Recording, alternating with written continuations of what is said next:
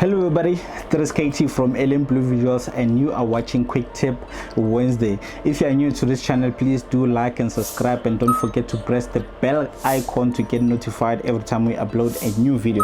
So on today's episode is all about musicians or anybody who wants to become a musician and make the music industry a career. So I have all the tips for you, for those people who don't know how to make their names well known. So I have tips for you. So tip number one, you need to get yourself a music coach. A music coach is somebody who is going to tell you what is relevant and what is not, for you to be able to catch up with time, because you don't need to be doing old music or music which is just going to be listened to by 3 people or 10 people. So you need to get yourself a music coach, especially for those who are still doing underground music. You need to get yourself one. So tip number 2, you need to get yourself a manager.